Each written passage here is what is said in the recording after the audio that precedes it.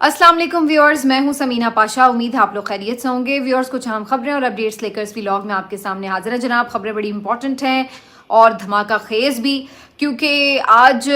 ऐसा लग रहा है कि वार पे वार किया जा रहा है और चालें चली जा रही हैं दोनों तरफ से, नहले पे दहला हो रहा है और ये फैसला कुन टाइम आ चुका है आईनी तरमीम के हवाले से।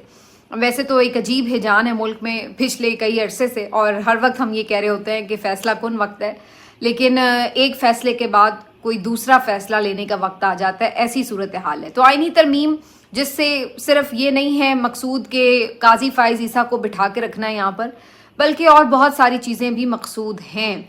क्योंकि बुनियादी तौर पर आईनी तरमीम से हुकूमत का मकसद ये है कि अदलिया जैसा आज़ाद खुद मुख्तार इदारा जो कि आइन के तहत होना चाहिए, उसको टोटली हुकूमत अपने मातहत कर ले और तमाम जजेस को इस तरह से अपने अंडर कर ले कि जिसके बाद हुकूमत को किसी भी तरह की कोई मुश्किल दरपेश ना हो और कोई जज चूं चुरा ना कर सके उसके आगे। तो बुनियादी जो रूह थी आइन की, अब उसके साथ छेड़छाड़ शुरू हो चुकी है। बल्कि इसको सिर्फ छेड़छाड़ नहीं कहेंगे, ये तो पूरा एक ऑपरेशन है जो किया जा रहा है आइन का। अफसोस की बात यह है कि इसमें वो जमात भी पूरी तरह हिस्सेदार है कि जो आइन बनाने का क्रेडिट लेती है। पाकिस्तान पीपल्स पार्टी जो हमेशा सीना चौड़ा करके कहती है कि जी हमने 1973 का मुत्तफ़िका आइन दिया और उसके बाद जो गलाजतें अब आइन में आप लोग करने जा रहे हैं, उसका भी पूरा डिसक्रेडिट और गलाजत का टोकरा वो आपके भी गले पे होगा। तो ये मत भूलिए कि जिस चीज़ को आपने अपना क्रेडिट बनाया, अब वही ऐसा है मामला कि जैसे पिछले दिनों पार्लियामेंट की बेहुरमती हुई थी, इसी तरह से अब आइन की बेहुरमती होने जा रही है और इसमें अब तमाम जमहूरियत पसंदों के चेहरों से नकाब उतर जाएंगे। ये मैं इसलिए ऐसा कह रही हूँ कि चीफ जस्टिस काजी फायज ईसा समेत तमाम जजों को आप एक्सटेंशन देने की बात करें, हाई कोर्ट के जजेस को उठा के इधर से उधर भेजने की बात करें, और उसमें ख़ास टारगेट इस्लामाबाद हाई कोर्ट के जज हैं जिनको इधर उधर सूबों में फेंकना है ताकि इस्लामाबाद हाई कोर्ट में मर्जी के टाउट जज भर्ती कर लिए जाएं। फिर इसी तरह ये भी एक तजवीज़ है कि अगर बिल्कुल किसी सूरत कोई बात ना बन रही हो तो एक अलग से आईनी अदालत मुतवाज़ी खड़ी कर दी जाए और उसमें फिर यही हरकत की जाए कि ऐसे जजेस पर मुश्तमिल वो अदालत बना दी जाए जो कि हुकूमती उमूर में किसी किस्म की कोई टेंशन ना दे सके और उसको टोटली हुकूमत के अंडर कर दिया जाए। ये भी तजवीज़ है। इसके साथ साथ ये भी तजवीज़ है कि जो चीफ जस्टिस है उसको पिछले टेन्योर की तरह ये नहीं कि वो अपने जो टर्म है उसके हिसाब से बनते जाएं, बल्कि पिक एंड चूज़ किया जाए। 5 लोगों का एक पैनल बनाकर दे दिया जाए और हुकूमत को जो अच्छा लगे, जो उसको ये यकीन दहानी करा ले मीटिंग्स के अंदर कि भाई मैं तो आपकी पूरी ताबेदारी करूंगा, किसी तरह आपको रुकावट नहीं डालूंगा काम में, तो आप बेफिक्र होकर मेरी अपॉइंटमेंट करें। तो भले वो फिर 5वें नंबर का जज हो, उसको चीफ जस्टिस बना दें, और जो शुरू के ऊपर के 3-4 जज हों वो बेचारे वैसे ही शर्म से ही इस्तीफे दे जाएंगे, भाई हमें इस काबिल नहीं समझा कि हम चीफ जस्टिस बने। तो ये अब सारी बुनियादी चीज़ें हैं जो इस अदालत और इस आइन के साथ हुकूमत करना चाह रही है। नंबर गेम बड़ी इंपॉर्टेंट थी और उससे पहले आया सुप्रीम कोर्ट का एक दबंग किस्म का फैसला। सुप्रीम कोर्ट ऑफ पाकिस्तान ने इलेक्शन कमीशन की वो दरख्वास्त जिसमें उन्होंने ये इलेक्शन कमीशन ने इस्तदा की थी सुप्रीम कोर्ट से कि जनाब हमें बड़ी रुकावट है अमल दरामद में जो आपने मखसूस नशिस्तों का फैसला दिया था, क्योंकि हम तो इब्हाम में हैं कि किस तरीके से हम चेयरमैन बैरिस्टर गौहर को चेयरमैन माने, तो इसलिए जो बाकी आज़ाद अरकान थे उन्होंने जो बयान हल्फी जमा कराए हैं बैरिस्टर गौहर के दस्तखत के साथ, तो वो हम कैसे एक्सेप्ट कर लें। तो ये हमें जी इसके ऊपर आपकी वजाहत चाहिए। तो उसके बाद पीटीआई ने भी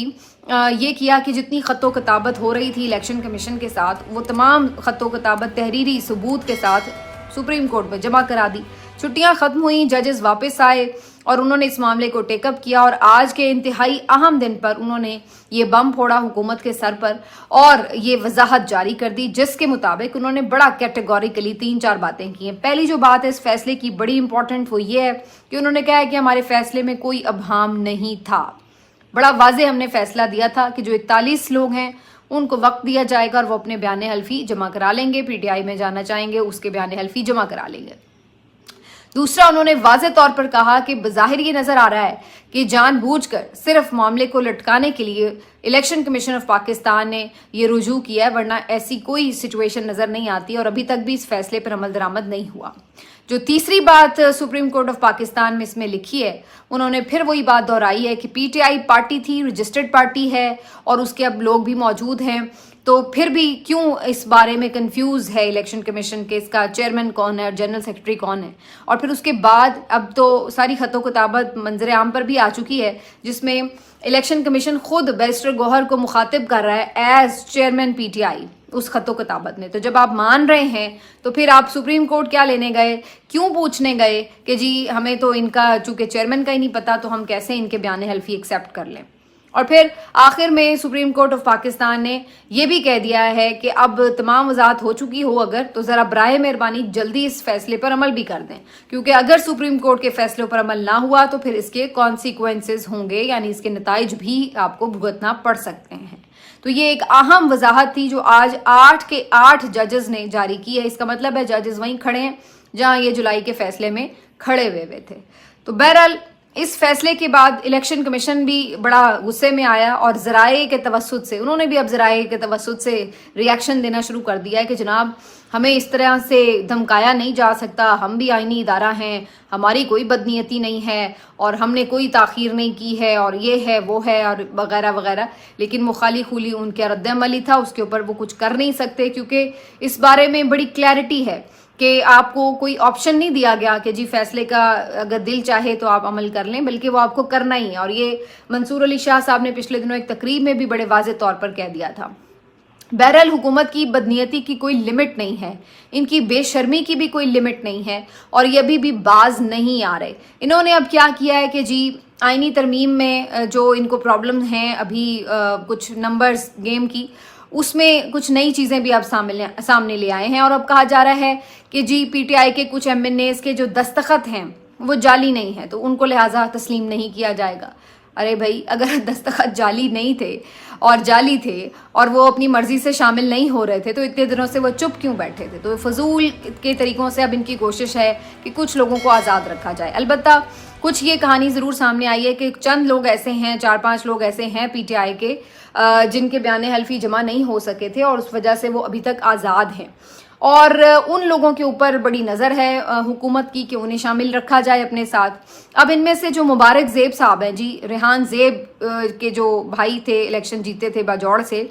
इनकी तरफ से पहले ही शाहिद खटक साहब जो पीटीआई रहनुमा हैं उनकी तरफ से एमएनए भी हैं, ये खदशा जाहिर कर दिया गया था कि जो मुबारक ज़ेब हैं वो इस बारे में कुछ इधर उधर हो सकते हैं। और आज समा के प्रोग्राम में गुफ्तगू करते हुए मुबारक ज़ेब ने कैटेगोरिकली अपने तमाम मुतालबात सामने रखती हैं, जिसको मैं तो ब्लैकमेलिंग ही करती हूँ। उन्होंने कहा है कि जी नंबर 1 मुझे 50 करोड़ रुपए दिए जाएं अपने हलके के अवाम के लिए, ठीक है जी। नंबर 2 मेरी इमरान खान से मुलाकात करवाई जाए। नंबर 3 जो वहाँ का मकामी ओहदेदार है गुलज़फ़र खान, उनको भी हटाया जाए। और उसके बाद एक आध उन्होंने कोई और अपने लिए डिमांड रखी है, तो 4 डिमांड्स उन्होंने रखी हैं और कहा है कि फिर अगर मेरी डिमांड्स पूरी होती हैं तो फिर तो ठीक है, अगर नहीं होती तो फिर मैं अपना फैसला लेने में आज़ाद हूँ। तो ये उन्होंने इस बात को इंडोर्स कर दिया है कि इसका मतलब है उनकी कहीं बात चल रही है, क्योंकि अगर वो नज़रिए के साथ खड़े होते तो ये वो टाइम नहीं है कि जहाँ पे आप बारगेन करें। तो शाहिद खटक साहब ने अभी कुछ देर पहले ट्वीट में बताया है कि किस तरह से उनसे बातचीत चल रही थी। उस वक्त भी मुबारक ज़ेब ने कुछ पैसों का तकाजा किया। अली अमीन गंडापुर साहब के तवसुत से जो उनके भाई भी देख रहे मामलात, उनसे मुलाकातें भी हुई, यकीन दहानी भी करा दी गई कि आपको फंड्स मिलेंगे वहाँ के हल्के के अवाम के लिए, और बाकी भी चीज़ों के अंदर उन्हें लूप में लिया जा रहा था। लेकिन इसके बावजूद भी उनके जो अतवार थे वो ये बता रहे थे कि उनके मामलात कहीं और चल रहे हैं। और अब गुलज़फ़र खान साहब ने, जो कि वहाँ पर हार गए थे इनके मुकाबले में, पीटीआई को जिन्होंने टिकट दिया था, उन्होंने अब बड़ा एक ऑफ़र किया ट्वीट में कि जी मैं आपके सारे मुतालबात मान लेता हूँ, बस आपने इनको वोट नहीं देना, आपको पैसे भी दे देता हूँ, 50 के बजाय 51 दे देता हूँ, इमरान खान से बढ़कर हमें कुछ नहीं है, ہمیں عمران خان کی جان عزیز ہے, ہم آپ کے سارے مطالبات میں پورے کر لیتا ہوں, پارٹی مانے نہ مانے, لیکن آپ یہ کام نہ کریں. تو یہ ان کی طرف سے ایک ایموشنل آفر ضرور ہے, لیکن سچ تو یہ ہے کہ حقیقت کھل چکی ہے کہ وہ شخص کیسے اپنی پارٹی کو بلیک میل کر رہا ہے ایک ایسے موقع پہ کہ جہاں پر ایک ایک ووٹ قیمتی ہے, اور وہاں پر آ کے آپ اس طرح کی بلیک میلنگ کر رہے ہیں. تو میرا خیال عمران خان صاحب اگر باہر بھی ہوتے تو وہ کہتے کہ جا بیٹا دے لے, تو جس کو چاہے ووٹ دے لے, لیکن بلیک میلنگ میں تو وہ ہمیشہ کہتے ہیں کہ نہیں آؤں گا میں, اور نہ میں کسی سے بلیک میل ہوں گا. تو بہرحال یہ ایک دو اور لوگوں کے بارے میں بھی کچھ گڑبڑ ہے, باقی 2-3 لوگوں نے ویڈیو بیان بھی جاری کر دیے کہ نہیں ہم بالکل اپنی پارٹی کے ساتھ ہیں. بہرحال جو اہم معاملہ ہے وہ یہ کہ مولانا فضل الرحمان کے جو ووٹ ہیں وہ بڑے امپورٹنٹ ہیں قومی اسمبلی میں بھی اور سینٹ میں بھی, اور اس سلسلے میں مولانا فضل الرحمان صاحب سے آج پھر پی ٹی آئی اور حکومت دونوں نے رابطہ کیا. پہلے حکومت والے پہنچ گئے, وہاں پہ اپوزیشن والے بھی پہنچ گئے. جیسے ہی گاڑی اندر گئی پتہ چلا حکومتی وفد اندر بیٹھا ہوا ہے, وہ فوری طور پر وہیں سے پلٹ گئے, اور انہوں نے موقع دیا جب ان کا معاملہ ایک دفعہ طے ہو جائے یا جو ملاقات ہے وہ ہو جائے تو اس کے بعد پھر دوبارہ آتے ہیں. اور پھر ایسا ہی ہوا, حکومتی وفد سے ملاقات کے بعد پھر اپوزیشن کا وفد پہنچ گیا, اور اس میں بیرسٹر گوہر بھی موجود تھے, سلمان اکرم راجہ اور دیگر لوگ بھی موجود تھے, اور انہوں نے بھی ان میں میٹنگ کی. اب جو خبریں حکومتی وفد سے متعلق آ رہی ہیں وہ یہ ہیں کہ مولانا نے یہ تو کیٹیگوریکلی کہہ دیا ہے کہ جو عمر کی حد بڑھانے کی بات ہے اس میں تو وہ بالکل ساتھ نہیں دیں گے. البتہ مولانا جو باقی معاملات ہیں اس کے اوپر بات چیت کرنے کے لیے کچھ انٹرسٹڈ ضرور تھے, لیکن انہوں نے ان سے کہا کہ آپ ذرا مسودہ تو دیں, اور مسودہ کسی کے پاس تھا نہیں. تو اس کے اوپر آج کوئی زیادہ پیش رفت تو بہرحال نہیں ہوئی ابھی تک, اور بظاہر کچھ لوگ کہہ رہے ہیں کہ جو حکومتی وفد تھا وہ اتنا کوئی خوش نہیں گیا مولانا کی طرف سے, لیکن مجھے ڈاؤٹ ہے مولانا اگر اتنے ہی واضح ہوتے تو بات یہاں تک آخری رات تک آتی ہی نہ. تو اب مولانا اس بارے میں کلیئر ہیں کہ وہ ساتھ دے سکتے ہیں اگر انہیں لگا کہ کچھ بہتر یعنی ان کو سوٹ کرتی ہوئی ہیں کچھ ترامیم, اور ظاہر ہے ان کے اوپر بھی مختلف جگہوں سے رابطے بھی ہیں, باتیں بھی ہیں, سب کچھ ہے, تو وہ معاملات بھی چل رہے ہیں. اب جو حکومتی وفد کے گیا تو پھر اپوزیشن وفد دوبارہ وہاں پہنچ گیا, ان کی بھی ملاقات ہوئی. انہوں نے بھی کہا کہ جی آپ سے ہم بات چیت کرتے ہیں, جو بھی آپ کے مطالبات ہیں ان پہ بھی سنا جا سکتا ہے, لیکن آپ آئینی ترامیم میں حکومت کا ساتھ نہ دیں. تو مولانا کا رول جو ہے اس لحاظ سے بڑا امپورٹنٹ ہو گیا ہے, اور اگر مولانا اس میں ساتھ نہیں دیتے تو پھر حکومت کی جتنی بھی کاوش ہے وہ ساری رائگاں ہو جائے گی, اور بظاہر ایسا لگ رہا ہے کہ پھر آئینی ترمیم نہیں ہو سکے گی, جو کہ کل کے روز اب موسٹ پروبیبلی ایکسپیکٹڈ ہے. اور اب اس سلسلے میں حمزہ شہباز بھی بیرون ملک سے آ چکے ہیں, سینیٹر عبدالغفور حیدری بھی آ چکے ہیں, اور باقی بھی تمام لوگوں کو کہہ دیا گیا ہے جو حکومت کے لوگ ہیں کہ جی آپ اسلام آباد کے اندر موجود رہیں, جبکہ حکومت کے اس سارے کار خیر کو روکنے کے لیے جو اپوزیشن ہے وہ بھی اپنا آخری زور لگا رہی ہے کہ کسی بھی طرح حکومت کو اس کام سے روکا جائے, کیونکہ یہ صرف بات سلمان اکرم راجہ صاحب کہتے ہیں یہ بات صرف پی ٹی آئی کی نہیں ہے کہ جی ہم نہیں چاہتے یا ہمیں سوٹ نہیں کرتا, آپ پورا آئین کے ساتھ کھلواڑ کر رہے ہیں, اور پورا جو ریاستی ڈھانچہ ہے اس کو بدلنے کے در پہ ہیں, اور اس کو اتنا کمزور کر رہے ہیں کہ آج تو آپ ہیں یہاں پر, کل کو کوئی بھی تالے آزما اسٹیبلشمنٹ اس کو بالکل اپنے انڈر ایسے جکڑ لے گی کہ پھر کسی بھی سیاسی جماعت کے لیے کوئی سپیس باقی نہیں رہے گی. اور اس وجہ سے سلمان اکرم راجہ صاحب سمجھتے ہیں کہ یہ بنیادی چھیڑ چھاڑ نہیں ہونی چاہیے. اب حکومت نے یہ بھی فیصلہ کیا ایون کہ 63A آرٹیکل جو ہے اس کو بھی آئین سے فارغ کر دیا جائے, اور یہ آرٹیکل کون سا تھا جو فلور کراسنگ کو روکتا ہے, جو اس بات کا پابند بناتا ہے ممبران کو کہ آپ نے پارٹی پالیسی کے خلاف ووٹ نہیں کرنا 3-4 معاملات میں, ووٹ آف کانفیڈنس اور ووٹ آف نو کانفیڈنس کے معاملے پر, بجٹ میں, اور اس کے بعد کسی بھی آئینی ترمیم میں. یہ 3-4 معاملات ہیں جن کے اوپر جو پارٹی پالیسی ہے اس کو فالو کرنا پڑتا ہے تمام اراکین پارلیمنٹ کو. لیکن اب حکومت کو یہ نظر آ رہا ہے کہ اس طرح تو دوسری پارٹی کے بندے توڑے نہیں جا سکتے, تو اس وجہ سے اب انہوں نے سوچا ہے کہ اس کو بھی نکال باہر کرو. یہ وہ شرمناک کردار ادا کر رہی ہیں سیاسی جماعتیں جو ہمیشہ سے چھانگا مانگا کی سیاست پر یقین رکھتی ہیں. نواز شریف کا تو پورا آپ دیکھ لیں سیاسی کریئر ہی اس طرح کا ہے, چاہے وہ IJI کا اتحاد ہو, یہ چھانگا مانگا والی بات ہو, انہوں نے ہمیشہ یہی کردار ادا کیے ہیں. اور ابھی یہ جو لاسٹ PTI کی گورنمنٹ میں بھی سندھ حکومت میں جو ساری بندر بانٹ ہوئی, لین دین خرید و فروخت ہوئی, وہ ساری یہی شاخسانہ ہے. تو اس پوری جو جس کو کہتے ہیں خریداری میں زرداری صاحب بھی اور نواز شریف صاحب بھی ملکہ رکھتے ہیں, اپنا ثانی نہیں رکھتے, اور اسی لیے یہ لوگ چاہتے ہیں کہ یہ جو ہرڈل ہے بیچ میں سے اس کو نکالا جائے. लोगों के साथ खरीदो फरोख्त की जाए और सौदा करके उनके ज़मीर ख़रीद लिए जाएं और उसके बाद आराम से जो चाहे उनका हुस्न करिश्मा साज करे। तो इसलिए ये जो आइनी रुकावट है उसको दूर तो होना चाहिए। ये है इनका असली जमहूरी चेहरा। अब आप इस बात से अंदाज़ा लगा लीजिए कि उमर अता बंदियाल साहब को ये लोग आज तक कहते हैं कि जी उन्होंने बड़ी गलत तशरीह की और रीराइट कर दिया इनको और ये कर दिया। मुझे कोई एक शख्स आके ये बता दे कि इस बात के अलावा 63A का क्या मतलब निकलता है कि भाई जो अरकान हैं वो अपनी पार्टी पॉलिसी के खिलाफ ना जाएं।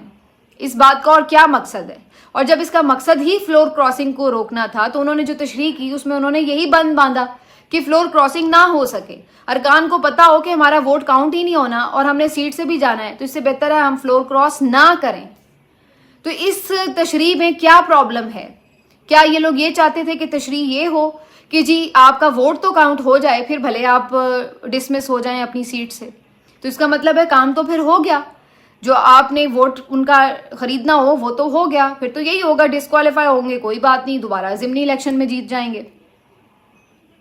तो आप या फिर इस बात का आप ये मतलब चाह रहे हैं कि जी इसके अलावा मतलब मुझे समझ नहीं आती कि आर्टिकल 63A की तशरीह कौन सी हो सकती थी, क्या चाहिए हो सकती थी हुकूमत को,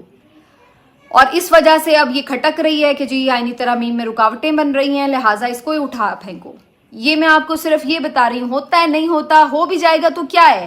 पहले जो 2.5 साल से फस्तायत जारी है उसमें कोई मजीद इजाफा ही होगा, वही जारी रहेगा और क्या हो जाएगा। तो वो तो हम पहले देख रहे हैं जो मुल्क का हशर नशर हो रहा है। तो इसलिए बात सिर्फ ये नहीं है कि जी उस पर हो जाएगा तो कोई आसमान गिर पड़ेगा या कोई ज़मीन फट जाएगी या क्या हो जाएगा, वो तो पहले ही जो हमारे 2.5 साल से हालात हैं सबके सामने हैं। लेकिन इनको एक्सपोज करना ऐसे मौके पे बहुत ज़रूरी है ताकि ये जो नाम नहाद जमहूरी जमातें खुद को कहती हैं इनके चेहरों से नकाब उतरें कि इनके इस नकाब के पीछे कितने घिनौने चेहरे हैं और ये किस तरीके से आइन को नोचने की तैयारी कर रहे हैं। और इनको पता है कि ये किसके ईमा पर कर रहे हैं, इसीलिए इनके अपने भी मुंह उतरे हुए हैं। आप इशाइये में देख लें जो इनकी वीडियोस आ रही हैं कि क्या इनकी रंगत उड़ी हुई है। तो ये है आज के सारे दिन की जो कहानी है। लेकिन खबरें अभी तक भी यही आ रही हैं कि परेशानी है हुकूमती सफ़ों में, क्योंकि अभी तक भी नंबर गेम का मसला हल नहीं हुआ है और मौलाना अब जो है वो ड्राइविंग सीट पर हैं। मौलाना के लिए भी ये चांस है एक कि वो हमेशा के लिए अपनी सियासत को बर्बाद करना चाहते हैं और जो एक लेगेसी उनके साथ चलती है कि जी वो इस्टेब्लिशमेंट के एमा पर ही अपनी सियासत करते हैं, वो इसी को लेकर चलेंगे या फिर अपनी एक अलग शनाख्त और अपना नया एक तशख़्ख़ुस बरकरार रखेंगे कि जी अब वो वाकई इस्टेब्लिशमेंट की सियासत से आजिज़ आ चुके हैं और वो आज़ादाना फ़ैसले कर सकते हैं और वो आइन और क़ानून के साथ खड़े हुए हैं कि जहाँ उन्हें ज़रूरत थी खड़े होने की। तो अब ये मौलाना के अपने हाथ में है कुंजी कि वो किस तरफ का दरवाज़ा खोलते हैं, घाटे का सौदा करते हैं या फिर वक्ती तौर पर बेशक वो भी बहुत नुकसान में भी चले जाएं, लेकिन ऑन द लॉन्ग रन दूर रस असरात उनके बाद में उनको ज़रूर इसमें मिलेंगे। जब अवामी सियासत करने वाले लोग हैं उन्हें पता होता है कि अवाम में जाके आपने जब बैठना है तो उनके सवालों के आपने क्या जवाब देने हैं और उनको कैसे राम करना है। इसके अलावा आज आप देख लें जो अवामी सियासत नहीं करते वो क्या करते हैं, वो करते हैं जो आज कौमी असम्बली के इजलास में हुआ। आज कौमी असम्बली के इजलास में बूट पॉलिशिंग का एक बहुत ज़बरदस्त किस्म का कंपटीशन हुआ और तमाम जो हुकूमती अराकीन थे वो आज अपनी अपनी पॉलिश की डब्बियों और ब्रशेस के साथ मौजूद थे। कुछ की तो डब्बी खाली हो गई तो फिर उन्होंने दूसरों की जेबों से डब्बियाँ निकाल कर बूट पॉलिश करने शुरू कर दिए और उसके बाद पॉलिश करके वो देख भी रहे थे कि उस बूट में अपना चेहरा नज़र आ रहा है या नहीं आ रहा। और जिनको लगा कि नहीं आ रहा तो उनके जो दूसरे अराकीन थे पार्टी के, उन्होंने फिर वो बूट उठा लिए और उसकी अच्छे से पॉलिश शुरू कर दी। उन्होंने भरपूर कोशिश की कि किसी तरह भी वो इस मुकाबले को ना हारें और एक से बढ़कर एक परफॉर्मेंस दें।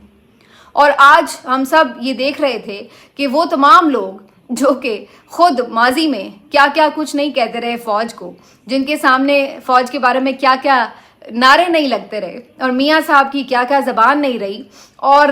ख़ुद जो जरदारी साहब थे जो ईंट से ईंट बजाते थे, और जुल्फ़िकार अली भुट्टो जो कि एंटी इस्टेब्लिशमेंट ऐसे खड़े हुए कि उन्होंने फांसी का फंदा भी कबूल कर लिया लेकिन डिक्टेटर के आगे सर नहीं फिर झुकाया। अगरचे शुरू में उनके साथ वो हैंड इन हैंड थे लेकिन उन्होंने बदला अपना नज़रिया। और उनके जो सियासी वारिस थे वो आज क्या कर रहे थे, वो तो कह रहे थे कि हम तो डिक्टेटरों के आगे चट्टान की तरह खड़े होंगे, और वो तो आज हमें ये बता रहे थे कि जनाब جو لوگ بھی کبھی فوج پر تنقید کرتے ہیں, بھلے وہ جائز ہے یا ناجائز ہے, اس بات کا بھی انہوں نے ذکر نہیں کیا. انہوں نے کہا کہ جی جو بھی فوج پہ تنقید کرتا ہے وہ کتا ہے. اور اس کے بعد پھر ہم نے دیکھا کہ جو سب پرانی ویڈیوز نکال کے لگا رہے تھے کہ دیکھ لیں بھئی کس کس نے ماضی میں فوج پر تنقید کی ہے. لیکن آج اس بات کا فیصلہ کرنا بڑا مشکل تھا کہ یہ کمپٹیشن بوٹ پالشنگ کا جیتا کس نے, کیونکہ اس میں بلاول بھٹو زرداری سر فہرست تھے. راجہ پرویز اشرف صاحب نے بھی ایکسٹریم قسم کی آج پرفارمنس دی ہے, اور نون لیگ کی صفوں سے بھی کچھ کم صورتحال نہیں تھی, وہاں سے بھی ایک سے بڑھ کر ایک سلسلہ جاری تھا. حنیف عباسی صاحب اس میں بہت پیش تھے, انہوں نے بڑا ٹف ٹائم دیا پیپلز پارٹی کے لوگوں کو. تو میں تو یہ سوچنے پہ مجبور ہوں کہ آج نمبر 1 کون ہے اور بوٹ پالشنگ کا یہ مقابلہ کس نے جیتا ہے, اور کس طرح جو کل ہمیں مختلف باتیں بتائی جا رہی تھی اس کے برعکس آج شارٹ ہو گئی ہے جی پالش اسلام آباد کے مختلف سٹورز پر بھی. اور اس کے بعد کل اب تمام لوگوں کو گندے جوتے پہن کر جانا پڑے گا, بلکہ کل تو چلیں سنڈے ہے, تو منڈے کو جب بھی آپ لوگ آفیسز جائیں گے تو گندے جوتے پہن کے جائیے گا, کیونکہ پالش آپ کو کہیں اویلیبل نہیں ہے. وہ تمام پالش سیاستدانوں نے بوٹوں پر بھی لگائی ہے اور اپنے منہ پر بھی لگائی ہے. ابھی تک کے لیے اتنا ہی, ملتے ہیں آپ سے اگلے ویلاگ میں, اپنا خیال رکھیے. اللہ